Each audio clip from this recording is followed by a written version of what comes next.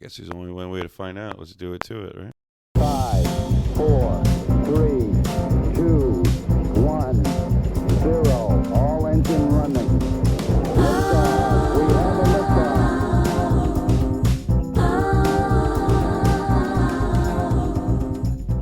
Well, the Super Bowl is done. The confetti has been swept off the field. Everybody wakes up the next morning, and the first thing you hear is, so what's next? And that's the beauty of this whole sports thing.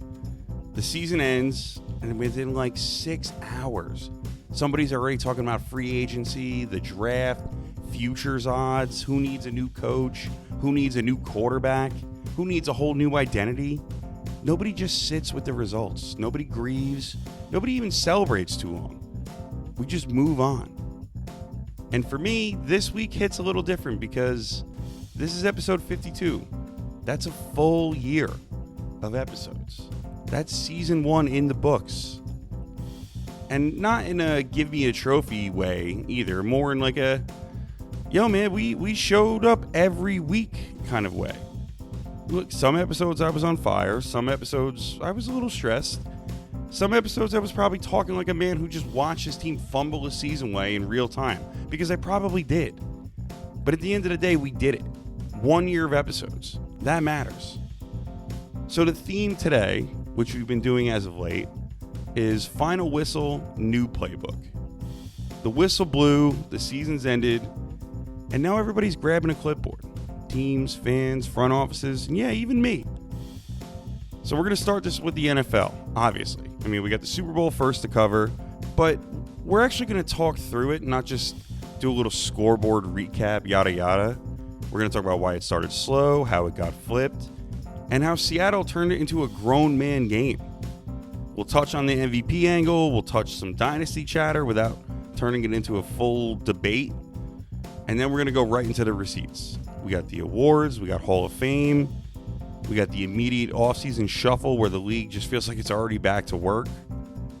After NFL, we're going right into the Knicks because the Knicks gave us whiplash this week. They got embarrassed, then they had a statement win, then they got embarrassed, then they had another huge statement win. So we'll talk about all that, we'll talk about identity, and you can feel Leon Rose building something that it might have been missing. And we'll do a quick little league lap, some stuff with Giannis in the prediction market, and how that kind of skirts the line when there shouldn't be a line to skirt. And then after that, we got baseball, because it's right around the corner. I can feel the sunshine already. We're opening up with the Mets, some camp vibes, the Lindor drama, the whole mood. A little Yankees conversation too, because you brought back Goldschmidt. So what does that mean for Ben Rice?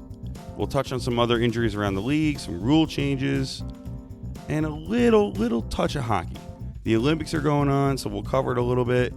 And I also got a story, a local story that started off terrible, and then once everything kind of got settled, it gave you a breath of fresh air. Season finale, 1 year in, final whistle, new playbook, episode 52. Let's do it to it.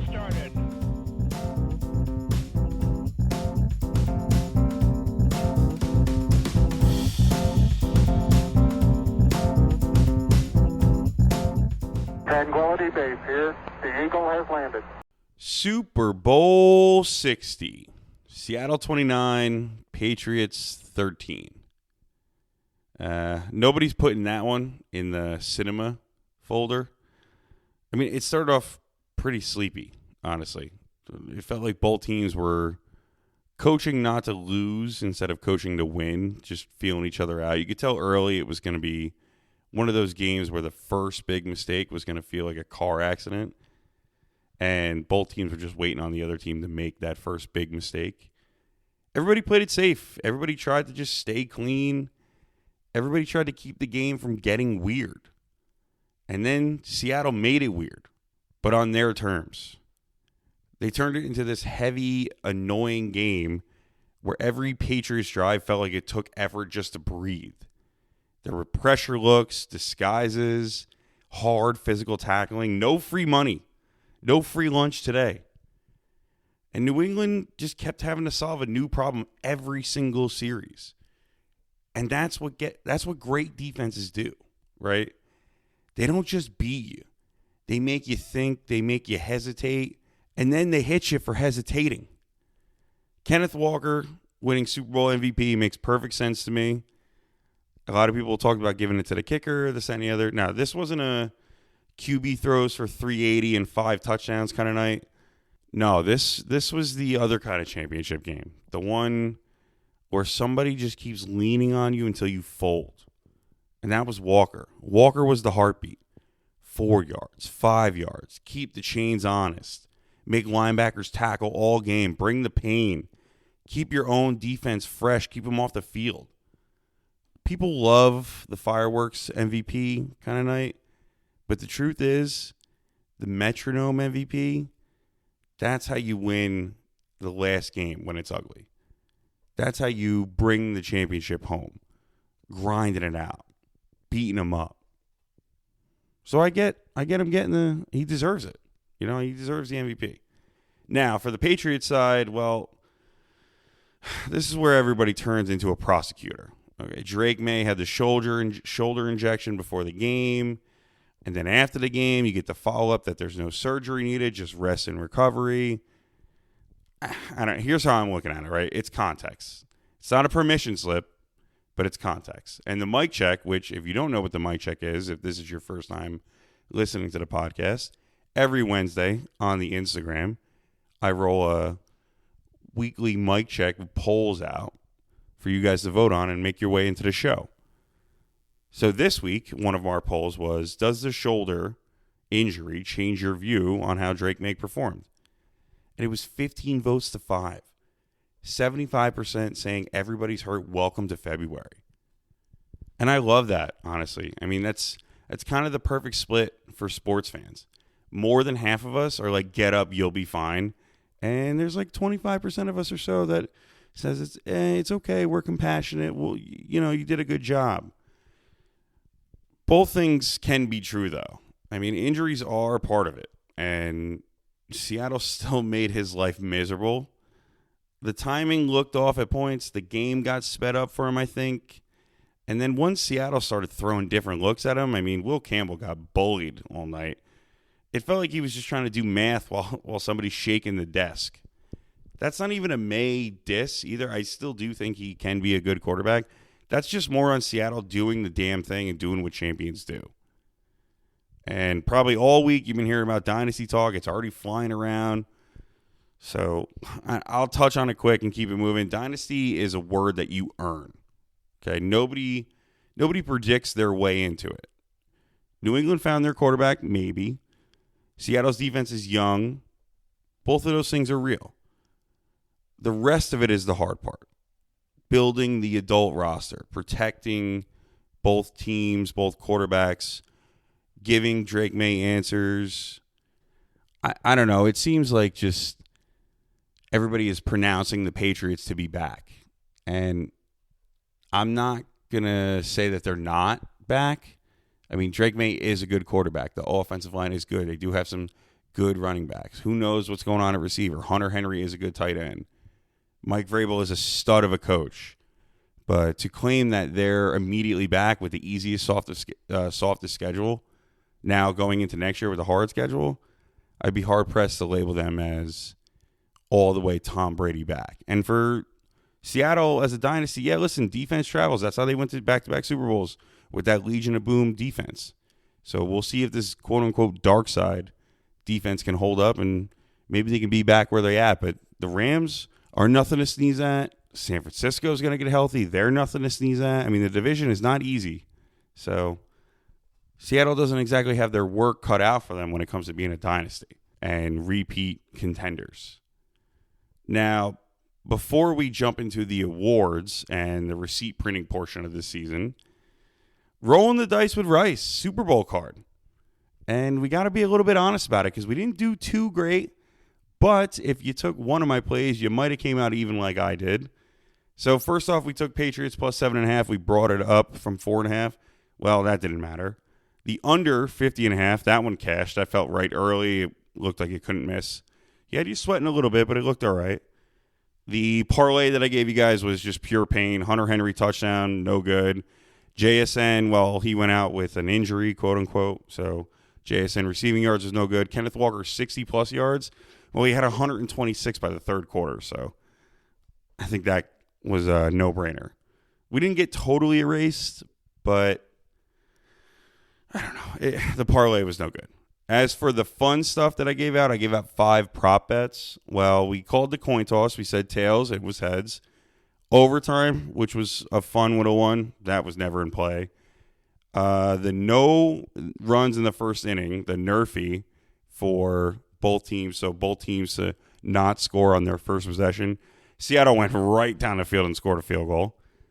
But the one that did pull you out was Seattle defense / special teams anytime touchdown. And that was going off at plus 550. So if you put $20 on it, $25 on it, that was $100. That was $125. That was enough to cover your bar tab. That was enough to cover the wings that you probably bought to your Super Bowl party. So I don't know. That's the kind of bet that makes you kind of feel like you stole something, but you can get off the table right away. You don't hate it. Sometimes all it takes is one crazy bet to pull you out of the hole, right? Going forward with the rolling the dice with Rice segment, well, there's no more NFL. So we're going to get it a little bit tighter. I'll have some picks for you. I know they come out weekly, so maybe we'll start doing a little bit more on the Instagram here and there.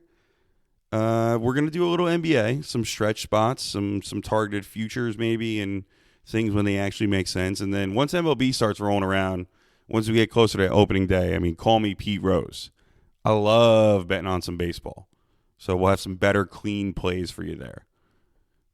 All right, awards time. And this is the week where the league hands you the receipts and tells you to go argue with your mother, right? So Myles Garrett, unanimous Defensive Player of the Year. That one's easy. Broke the sack record, and you can bring up whoever you want, but every single protection plan starts with, where is Garrett? That's enough to give him an award. That's dominance. It's not just numbers. That's the gravity of the situation. The MVP of the league goes to Matthew Stafford in a tight vote. And MVP debates are always kind of messy because people sometimes aren't arguing stats. They're arguing about what the award means, so to speak, like the best player, the most valuable to his team, who had the best season, who's got the best story. Everybody kind of has their own definition of what the MVP means when it comes to the league. But Stafford wins it. And then he wins it, brings his 4 or 5 daughters up on stage and says, I'm coming back. Cool. I love it.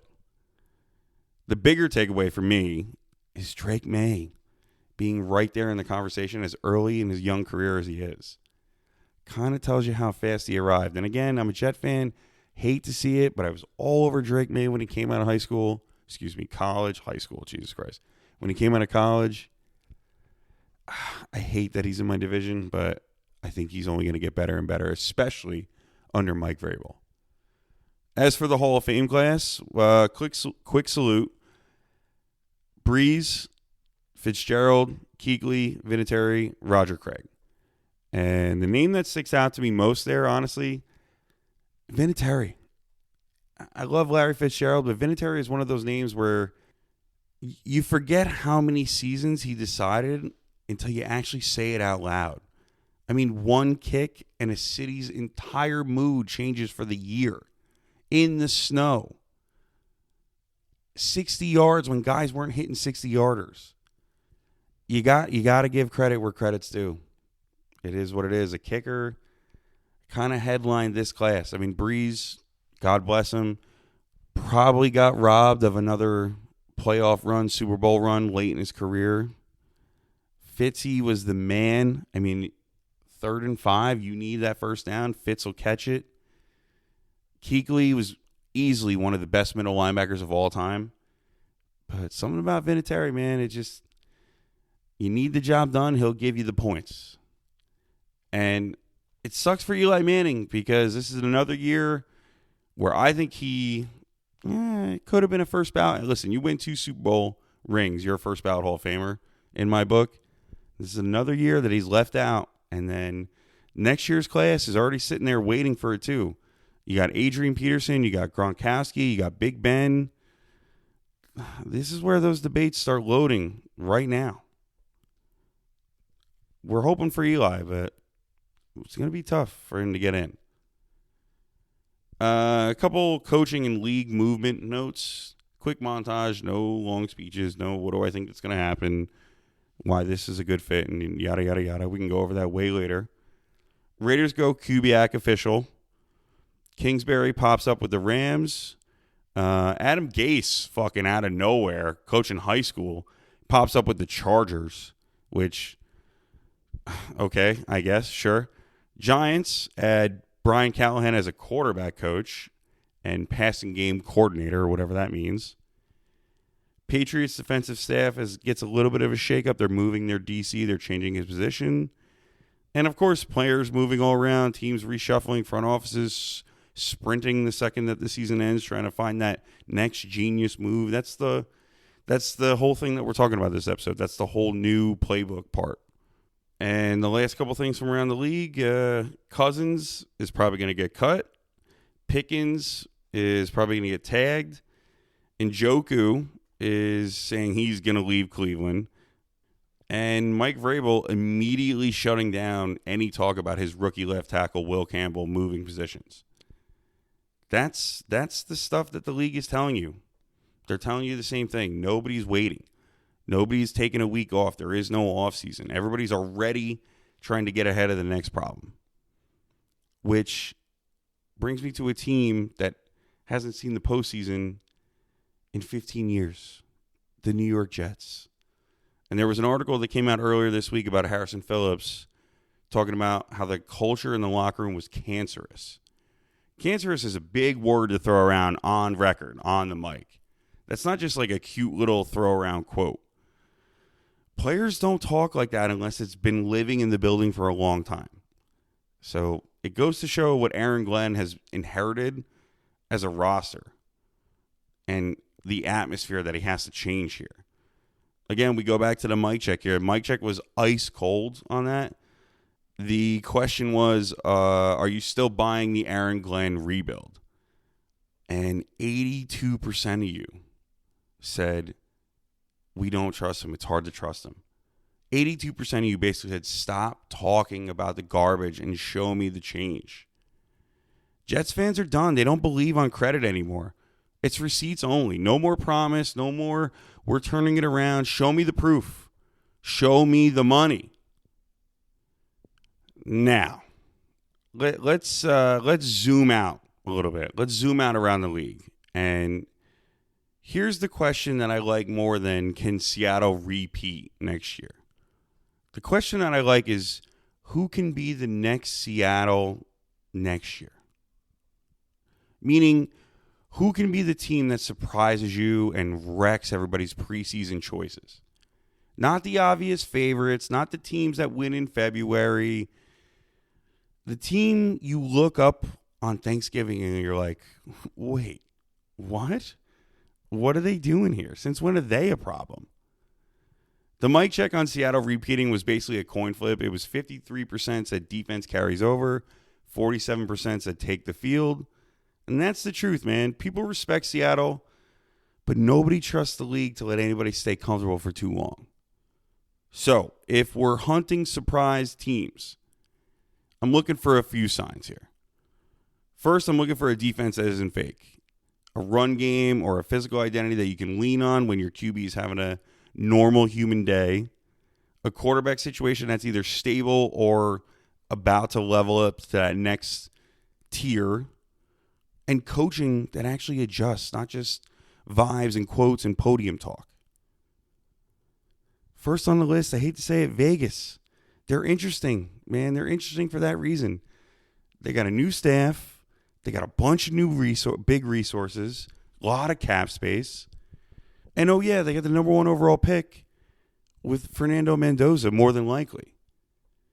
Now, I know they got a little trouble with Crosby asking out, but if Crosby stays, and if the QB plan is real, and with Ashton Janty and maybe a rebuilt line, that's the kind of team that can go from messy to, they might be a problem fast. The next team on the list is Chicago. And the Bears, man, the Bears are one of those teams where the talent is just always right there. It's just always teasing you. The city is starving for some competence. And 1 year of stability, which they kind of just had, can turn them into a real problem. Give them some confidence to start chasing that big thing. Defense travels in that division. So if you're serious about it, if the coaching is steady, and again, the QB play becomes consistent instead of chaotic and last-minute comebacks, that's a team that can sneak up on some people quick. Surprise teams usually aren't brand new. They're the teams that were close to being functional last year, and then they finally stop tripping over themselves and take that next step. And last on the list, delusional fan time, but the Jets. The Jets are the emotional candidate. And this one falls on I'm not looking for them to be good this year. I'm more looking for them to make the right draft and free agency moves to set themselves up for next year where they might be able to make a play. The question is whether they can act like a real organization for 10 straight months. No info links, no bullshit drama, buying into the process and showing the fans that there actually is some change coming down the pipe. That's why the Jet fans are giving Glenn the cold shoulder right now. But still, if the culture actually changes, that's exactly how surprise seasons happen. Not so much with talent, but with structure. So that's the lane. That's the last big NFL portion of the show for a little while here. The Super Bowl ends, the final whistle blew, and the league is already flipping the page. But if you think NFL fans are dramatic, wait until we get to the Knicks. New York basketball took a whole month of emotions and crammed it into 1 week. We had embarrassment, a statement win that actually matters, a look-ahead game that turned into somebody else's championship, and then Philly getting handled like they owed us money. Jose Alvarado turned into GTA 5, and the identity conversation with Kat is going to get real, real fast. NBA up next.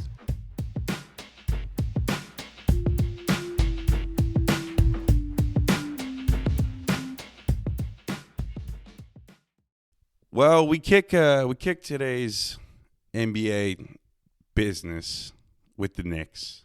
And Knicks basketball this week was like living with somebody who's emotionally unpredictable, but you love them anyway, so you stay.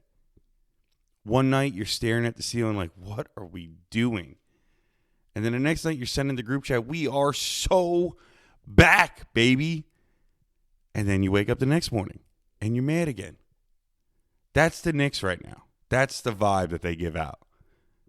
So you started off with Detroit because I'm not skipping the embarrassment you had. And Detroit's an angry team, and they wanted to get back at you from knocking them out last year. 118-80, that's not a loss, though. That's a public service announcement. Now, you had no Cat. You had no OG. I get it. And then Josh Hart played, but then he went out early, like mid-third quarter, I guess. But still, that's the kind of score where you're out and you're checking your phone like, is this real? Did my app break? Like, what's going on here? Brunson goes ice cold. Everything looks slow. And Detroit is treating it just like they won something historic. They're relishing every minute that they're kicking your ass, not taking their foot off the gas. So you do what you can and you eat it, right? Well, now you got Boston a day later in the Garden. And what happens? They turn around. They beat them 111-89. That's why this team drives you insane. One night you're getting absolutely embarrassed, and then the next night you're punching the Celtics in the mouth in their building. Brunson gives you 31. Defense travels. Boston can't hit a three to save their life. And you're sitting there thinking, okay, so the ceiling is real. The question now is consistency. The Celtics win is big, too. It's not some random regular season game in February, even though it is. The Celtics are a team that weren't supposed to be anywhere, and they're playing really well, and they're fighting for you for the 2 seed. So going into their building, that's a we can show up in a serious place and play a serious game and take it to you. Those are the ones that you remember. Follow that up 2 days later, Pacers game at the Garden, at home, where the Knicks have been great at home. And we're talking about a Pacers team that has 13 wins on the year. And what happens? You let them hang around, and you end up going to overtime, and you end up losing 137-134. I mean, Brunson dropped 40. Josh Hart does Josh Hart things yet again, has a triple-double, pure chaos, and you still lose. That game felt like Indiana's championship. You knew it was a look-ahead game. You knew they were going to bring you their all, and they were looking at 13 wins. They were like, 14 wins looks good. They circled that one. They played like it, too. And New York played like it would be fine no matter what happened. And that's how you end up losing a game you probably should have closed. That's going to maybe count later in the standings. And Big Cat fouled out again. And that's part of the details conversation that Knicks fans have been kind of having out loud, kind of spewing out to the media, kind of discussing amongst themselves. Look, Cat can be soft, right? Not every night, not always, but it pops up, and it pops up in the worst possible times. I mean, the foul trouble, the frustration, the emotional swings, the moments where the game gets physical and he looks like he's thinking, instead of imposing his 7-foot will, he's just not doing it. He's talented, obviously, but the edge isn't consistent. He's one of those guys in your team that when things are going well, he's unstoppable. But when things go bad, you don't want him anywhere near your team. The thing is, though, all that being said, I'm not exactly panicking about it because our Lord and Savior, Leon Rose, sees that, and he's been building the antidote. He's bringing in guys who are mean, right? Not dirty, not sloppy for sloppy's sake, mean. The kind of guys who make playoff basketball feel uncomfortable for the other team. The kind of guys who aren't asking the ref for permission to compete and go hard. Josh Hart is the face of that on this team, right? Hart is effort. Hart is annoyance. Hart is, you're not getting a comfortable night. Some nights he looks like your favorite player.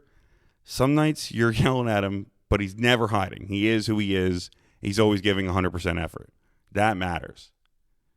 So the Philly game, 138-89, that's not just a win. That's a message, man. Philly is a team that matters, rivalry aside, conference aside. It's just a real opponent, right? They've been playing better as of late. Embiid has shown he can still kind of hang, but Embiid ducked out of the game because he doesn't want to play against Mitchell Robinson. That's a different story for a different day. New York didn't just beat him, man. New York embarrassed him. They had a season-high 41 assists. The ball was popping. Everybody was eating. And this is where the Jose Alvarado, Leon Rose stuff that I was talking about comes into effect. Jose Alvarado, with this one game, becomes a full-on New York folk hero in one night. 26 points, hits 8 threes, 5 steals. He turned the whole game into chaos. Every pass felt rushed. Every dribble felt like it might get picked. That's why people call him Grand Theft Alvarado. That's why GTA 5 in a Knicks jersey, the Garden loves guys like that. They feed off guys like that. That's why they love DiVincenzo. That's why they loved Hartenstein. It feels like you're watching effort become a weapon. Mikal Bridges chips in. Cat still gives you 21 and 11 because things are going right, so he's playing good. And Philly's sitting there in their own building like they want to hit the emergency exit. That's what a real beatdown looks like. No drama, we escaped that one, just pure dominance. Identity is the whole thing with this team. You can survive some Cat soft moments if the overall personality of the roster is mean. You can survive some cold shooting nights if you're going to defend and rebound and make the game feel like work. That's playoff basketball. That's what we're looking for. That's what's going to carry over. Not perfect every night, but consistent every night. Not to mention, Sochan signing fits the same ideal. I mean, he's an annoying wing. He's versatile. He's always in the airspace. He's another one of the kind of guys that you really don't fully appreciate until you're watching a playoff series and you go, wait, why is this dude always in the way? That's the useful player. That's the grit that this team needs and that this team got, that are getting the Knicks fans fired up. You love to see it. Now, zooming out, let's do a little lap around the league. Let's do a little, what else is going on besides the New York area. First and foremost, the king, LeBron, coming out after the OKC loss and saying, we're not a championship team. I don't know. I'm not doing this sympathetic face for him here, man. I don't care. It's a little whiny to me, to be honest. I mean, you're LeBron, dude. You got Luka Doncic next to you. You set the standard. You either raise the level or stop acting like you're surprised. And the whole all-NBA streak ends because of the 65-game rule. That's another thing that's also pretty simple. You don't play, you don't get postseason awards. That's it. Awards are for the season you actually participated in. The rule exists for a reason. Fans pay, networks pay, teammates grind. And you don't get to skip a chunk of the year and then still collect the same trophies at the end of the season. Look, you miss games, you miss the award. Clean and simple. There was a big fight over the weekend, if you missed it too. Over the week, I should say. Pistons and Hornets had a huge brawl, and a bunch of big suspensions got handed down. Look, the league is trying not to have another Malice in the Palace, and I get it. And it looked, I don't know, soft to start, and then it escalated quick because guys jumped off the bench. It's not the story of the week. It's just a reminder that the NBA will step in and try and handle things when things get messy, which they should do. The real story of the week to me is Giannis. And I hate to keep harping on him. I talked about him all, trade deadline, whatever, but this is where I actually have to get serious here. So he doesn't get traded, right? And then immediately Giannis announces that he's partnering with a prediction market like Kalshi. I think it is Kalshi, actually. And it's a massive workaround from whatever rules they have in place, just like Kalshi is. And honestly, it feels like kind of the beginning of the end of the league if the league doesn't jump in and handle it immediately. Sports betting has already changed the ecosystem of the entire landscape of sports.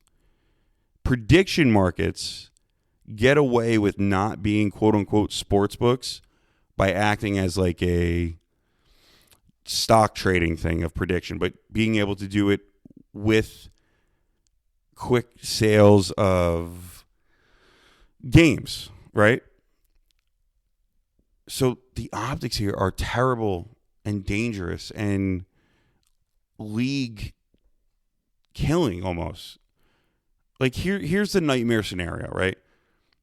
It's not even a crazy one, to be honest with you. Let's say Giannis comes back, right? And he's partnered with Kalshi. And his over-under on points for whatever game he comes back in, 27.5. Just throwing out a number. And surprise, surprise, he finishes the game with 27 points. The second that happens, half of the internet is going to be like, wait a minute. Was this real? Was that real? Did he know his line? I mean, people are going to question the legitimacy of his performance immediately. And it's not because he did something wrong, but because the situation invites suspicion. And this is also from a guy that on the market of Kalshi, you could trade of whether Giannis would be traded at the deadline or not. And said all the right things of I want to be a buck and and my agent said this. I didn't say this. And the Bucks trying to shop him but not taking a move. And, the market was, I think when I saw it, it was like 75% that Giannis would be traded. And then doesn't get traded. So those 25% of people that maybe had a little inside information made out like a bandit. Then immediately comes out and partners with that market. I'm not saying that was on purpose or anything, but like that's the point. Even if he's completely clean, the perception gets poisoned. The league has to regulate that immediately. And I know it probably wasn't something they expected because it is a workaround.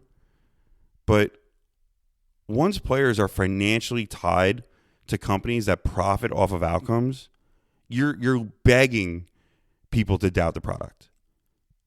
You can't build a league on trust and send people away for gambling and have the FBI, subpoena you and this, that, and the other, and then all of a sudden act shocked when fans start asking if the scoreboard is real, if the players are actually playing, or they're just trying to make a buck for a couple of their friends. So, yeah, I'm sure there will be more for that story, but that's kind of what it is for the NBA right now. The Knicks week in one sentence was embarrassment, statement, gut punch loss, and then a beatdown that reminds you what their ceiling actually looks like.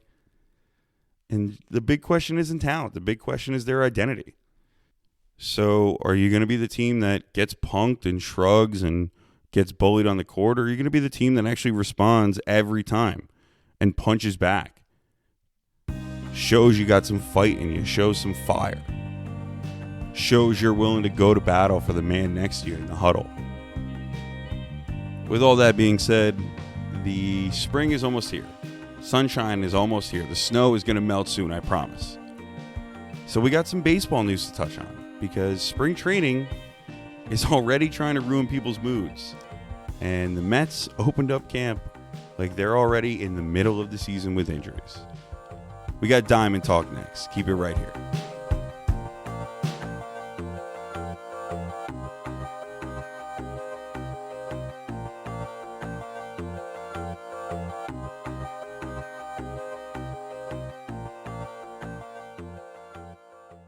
Can you feel it, Mr. Krabs? Can you feel it? Baseball season is almost back, boys and girls, which means one thing. Everybody's happy for 10 minutes, and then the injury notifications start hitting your phone, and you start remembering that this sport is basically a slow-motion stress test. And we start with the Mets because camp opened up, and it immediately felt like April. No warm-up, no easing in. The headline is Lindor and that hamate. First off, shout out to the mic check because y'all were not trying to play games with this poll either. The poll was surgery now or ride it out. And 91% of you basically said stop messing around, don't gamble the season. And that is Met fan PTSD. I've seen this movie before and I hate this ending. So, came out that he might need surgery, he might not. He's going to go get it looked at by a specialist. And now it turns out that Lindor does get the surgery. Timeline is what it is. So now it becomes a vibes thing in camp. It's not, are we doomed or is this terrible to start the season? I mean, it is, but it's more like, how do we keep the ship steady until he's back? You can talk yourself into the options. You can talk yourself into Mauricio. You can talk yourself into patchwork. And, the infield is 4 shortstops. So maybe Bichette gets work there and blah, blah, blah. You can talk yourself into surviving. Unfortunately, though, none of it is Lindor. And that's the point. You don't replace him here. You just absorb it with the depth that you got and you keep moving. The camp vibes, though, they are up, and that's the part that I like to see. You got the little moments that remind you the season is actually alive again, right? I mean, you got Francisco Alvarez doing weird catching drills with a frisbee, and that's the most baseball thing I've ever heard as a catcher. You got Freddie Peralta, our new ace, already building chemistry with him, which is what you want. So they're talking about communication and pitch calling and what they like to call here and there. And that's the good stuff because it's not about changing guys up. It's about syncing the new guys up. It's about syncing the team together. One band, one sound, right? And pitchers and catchers are basically a relationship in front of everybody. If it's weird, everybody can tell right away. Another bit of Mets news, Juan Soto moving to left field. People are going to act like it's the end of the world. It's not. He came up with the Nationals playing left. He played left when he went to the Padres. It's a choice, man. If the Mets are looking at the roster and they're saying, where do we get the best version of this overall? It's Soto and left. Left field is easier to play in Citi Field than it is in right. It's spring. I mean, this is the time to experiment without it costing you a game in the standings. And he's going to be playing some high-level baseball in the World Baseball Classic in left field. So I'm not worried about that at all. I think it got overblown way more than it should have. So let's just zoom out for a second here and get a feel for the Mets vibe. Okay? And this is what I'm getting. Okay? They're trying to build something more adult. Less of an emotional roller coaster.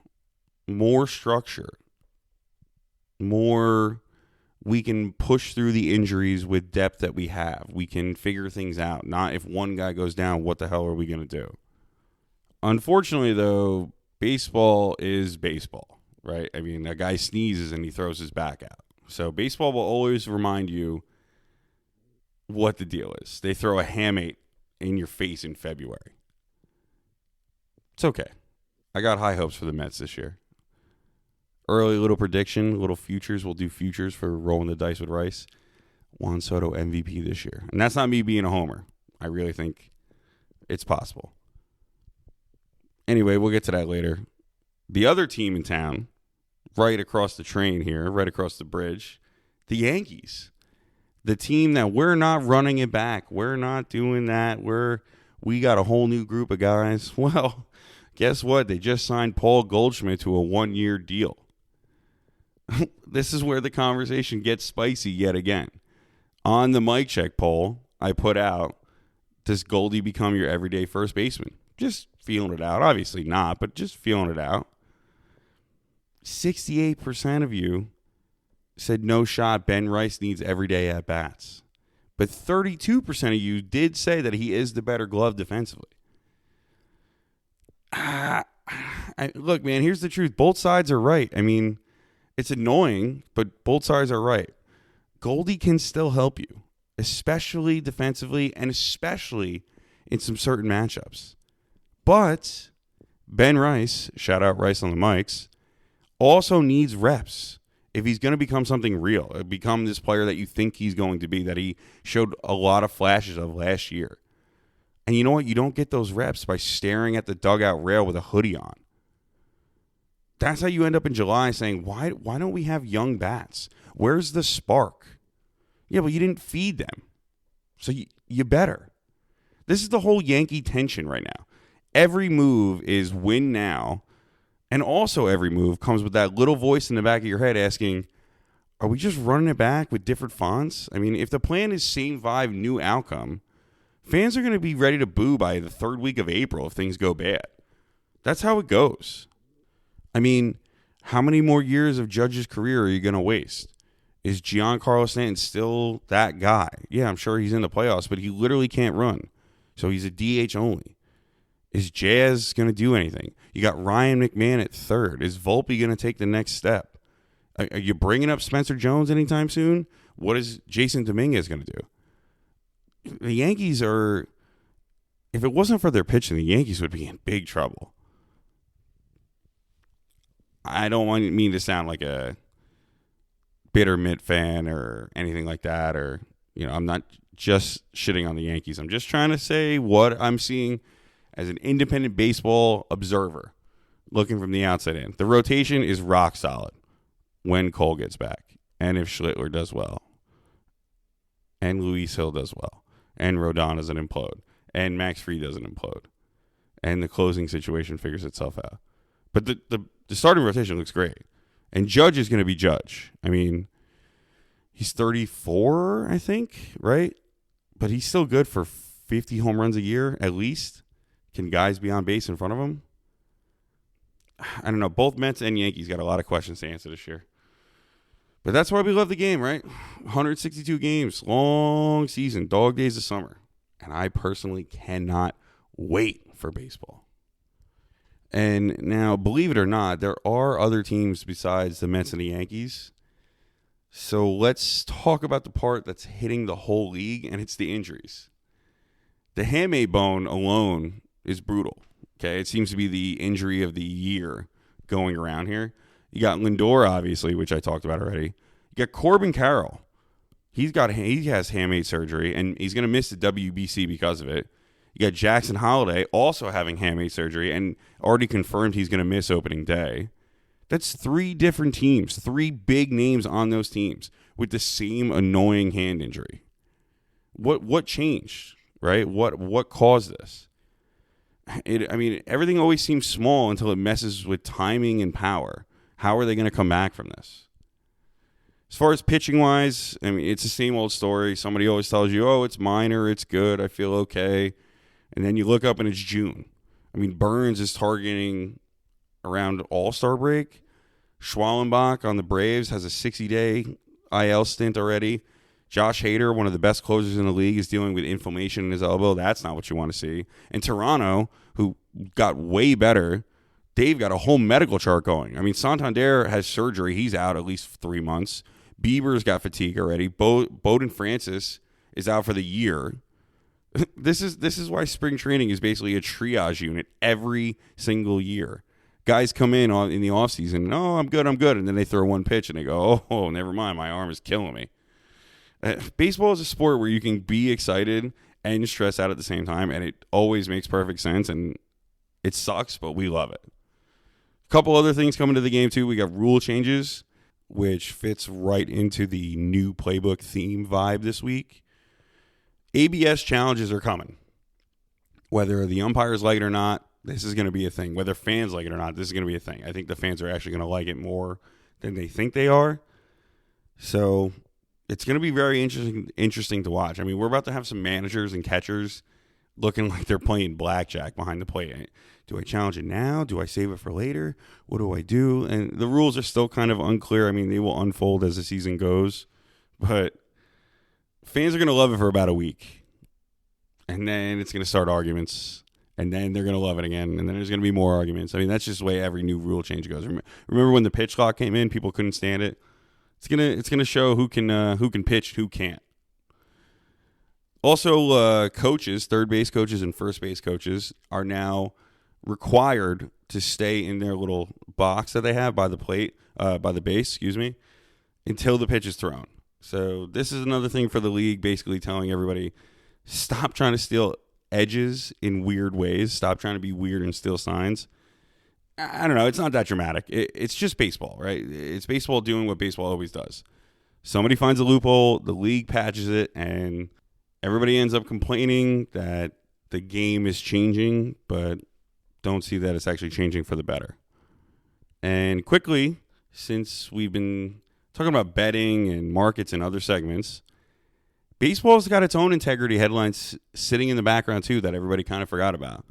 That Emmanuel Class A stuff is starting to expand, and it's starting to get really ugly. You got Yasiel Puig getting convicted, too.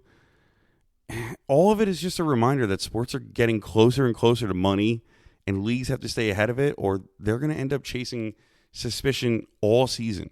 Baseball has been the sport that started the gambling controversy with, the White Sox or the Black Sox, and then Pete Rose, and this, that, and the other. Nobody wants that cloud hanging over games when it's mid-July and there's not much to talk about. So they start digging up stories. A couple more baseball notes that I have here about spring training and getting there and what you should be looking for if you're a diehard fan. Maybe you know this already, what to watch for. It's the fun part of the season. There's position battles. There's young guys forcing the issue. There's teams trying out new roles and guys in new spots. Everybody's pretending that they're in the best shape of their life. But this is also the time where you see which teams kind of feel sharp or feel strong and connected, and which teams kind of look like they're trying to wake up or trying to find a spark. The spring training games get a bad rap, but you can definitely see a lot about your team early in the season. And lastly, one quick little note about the Phillies. Well, they cut Nick Castellanos, or they let him go, right? They were trying to trade him. They couldn't, and he ends up getting released. And then the story comes out about beer in the dugout. That's peak baseball soap opera, right? I mean, the days of yesteryear have gone of the Red Sox with chicken and beer. But it boils down to one guy thinks that he's making a statement and trying to bring the guys together, and it's turns out the team thinks that he's breaking rules, and now it's just a headline. That stuff is always happening. We just don't get to see it. And I hate to be the finger pointer here, but if I had to take a guess on who snitched, I would say Bryce Harper, just because of his whole how he is. You know, look, he's a hell of a player, but he definitely kind of seems like not the person I would want to have a beer with. Never mind have a beer in the dugout with.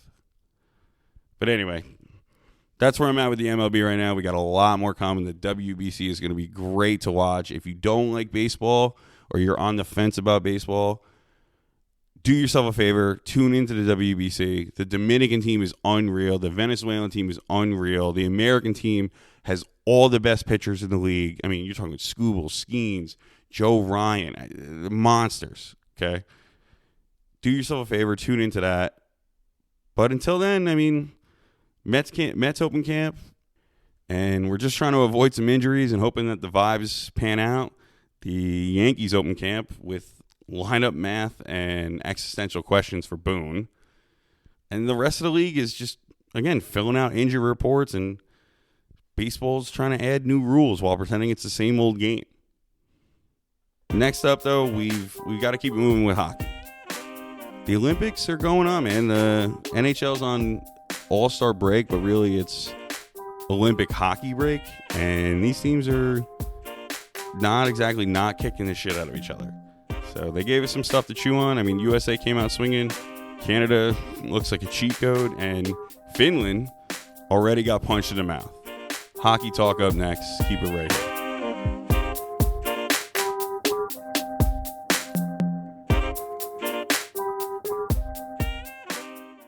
Listen, I know. If you made it this far already, you're thinking, this guy's going to talk about hockey now? I got to sit through hockey?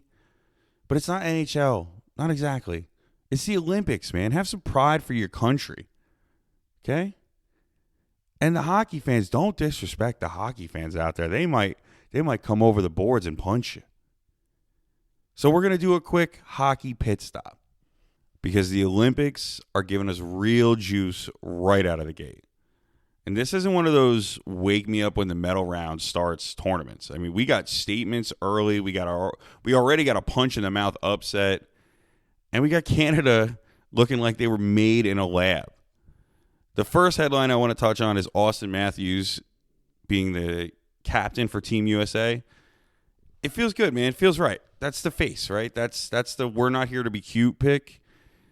And then you look at the alternates. You got McAvoy, you got Tkachuk, and you're like, all right, so this is not a soft roster. That's leadership plus edge plus grit.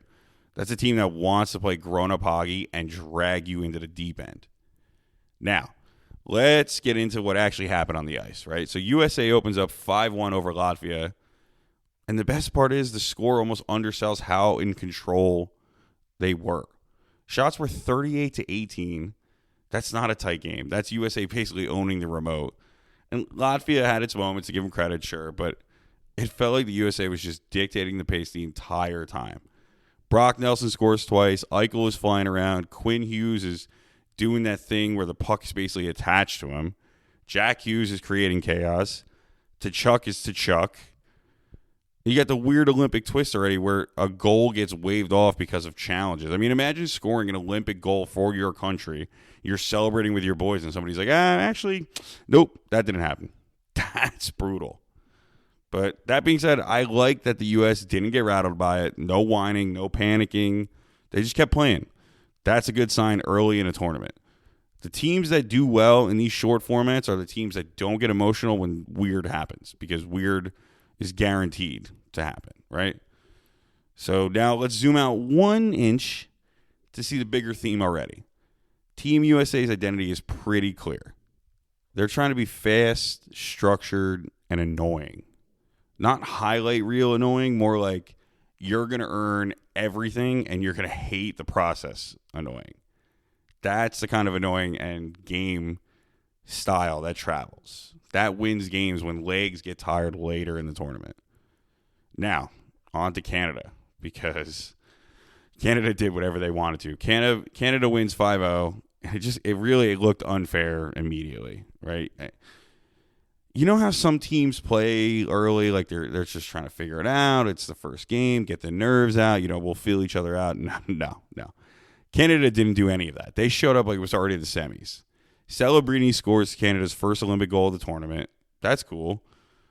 But everybody's talking about the clip of the power play sequence where it was Crosby, McDavid, and McKinnon. That trio, those three names together should be illegal. That trio on the same line together, it's like putting three G codes on the same line. I mean, it's getting the game shark out. McDavid ends up with 3 assists. Binnington gets the shutout. And Canada just looks like the tournament's final boss in the first week. That's the scary part about Canada, man. It's not just star power. It's the this looks organized factor. I mean, when Canada is talented and structured like this, you start thinking about gold early. It's annoying and it's inevitable, but it is fair to talk about. Now, the best part of the Olympics is always the team that comes out of nowhere and humbles somebody. And it happened early. Slovakia beats Finland 4-1. Finland was the third favorite to win gold medal. That's the upset already. That's the welcome to the tournament moment. Finland outshoots them, but it doesn't even matter because goaltending shows up and the game turns into one of those nights of like, how are we losing this right now? But that's been Finland's thing. They have a couple decent players, but their goaltending is terrible, which is what we talked about last episode when our boy Ethan gave us all the hockey knowledge and said that a lot of the goalies can be beat this year. Finland, I think, has the 31st and 30th goalie on their team. So Slavoski scores twice in the headline there, and Finland's already doing the no panic quotes, which is kind of hilarious because that's exactly what you say when you're trying not to panic in these kind of short-form tournaments. But this is where you remember the Olympics are a full-on sprint. One bad night can mess with the whole bracket. You don't get the luxury of a 7-game series to just figure it out next time and, we'll figure it out on the road or whatever. We can steal a game. You better win or you're out.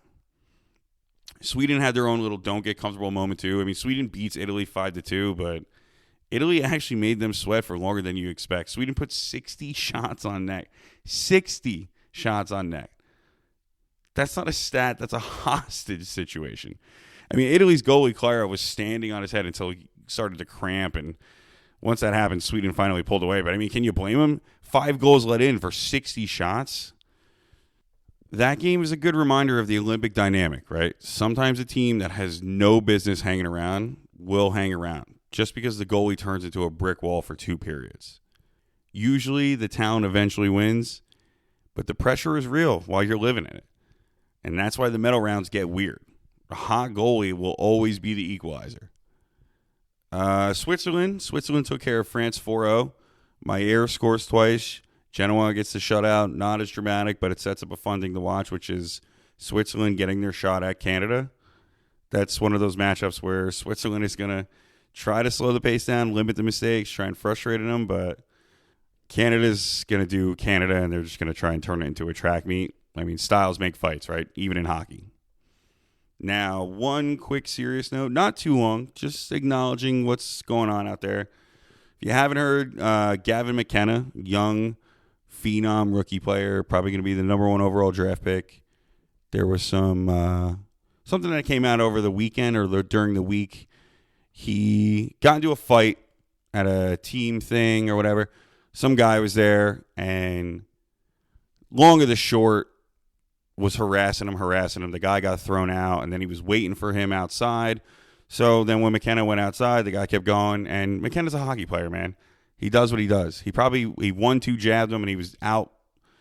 But then the guy filed charges, and then it looked like McKenna was going to get, like, first-degree felony assault, which is like 20 years or something. Eventually, the charges got dropped, but the case is still going to continue on a lower level.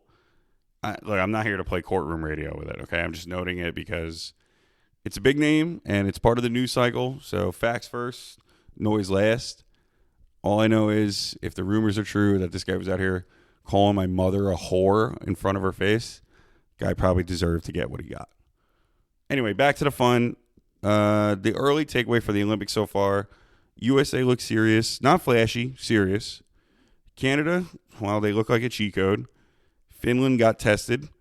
Sweden got a little bit of a scare, but still handed some business. Slovakia reminded everybody that medals don't care about your reputation. And that's kind of the whole vibe. If you want the thing that I'm watching the most, it's who handles adversity in-game without spiraling. A bad call, a goal waved off, a weird bounce, hot goalie, early deficit. The teams that stay emotionally flat are the teams that end up playing for medals late. Talent matters, obviously, but the mental side is huge in short tournaments. Next games are where we learn if this was opening night energy or if these teams actually have tournament legs. Canada's got the Switzerland matchup. USA is going to keep building momentum. Is Finland going to respond like a proud team, or are they going to press and make it worse? But yeah, that's the Olympics so far. That's the Olympic hockey so far. It's real hockey, man. It's real stakes. It's real anything can happen kind of chaos. But let's keep it moving. Season finale episode, man. Final whistle, new playbook. The whole sports world is already turning the page. We are about to, too. Let's land this plane. We'll get you out of here. Thanks for sticking around.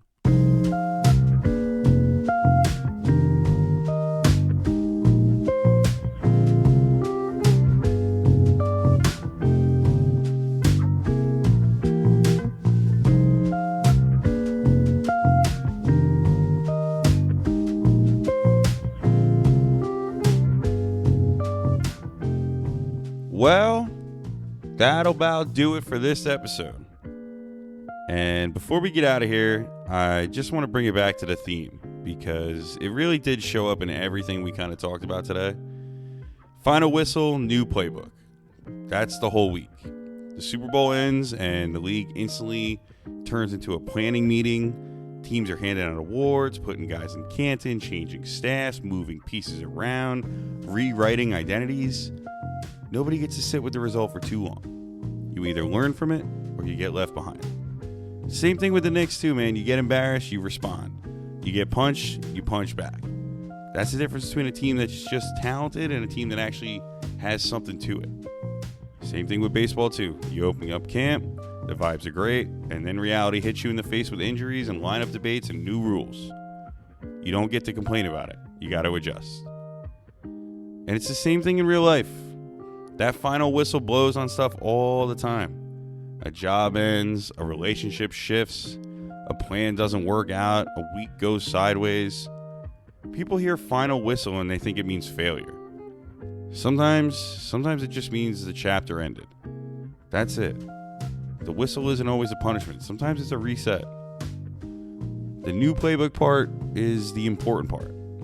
That's where you decide who you're going to be next. Not with the big speeches, but with the small moves.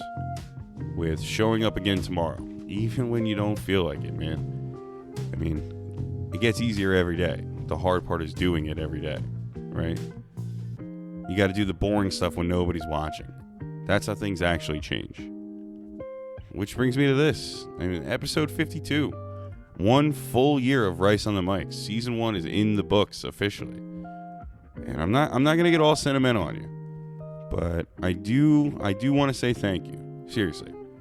If you listened once, if you shared an episode, if you voted on a mic check, if you sent it to your group chat just to argue with your boys, you helped build this. You made it real. A lot of people talk about doing stuff. A lot of people love the idea of it. You guys helped me live the consistency part. And that's the part that actually matters. So season 2 is going to be bigger.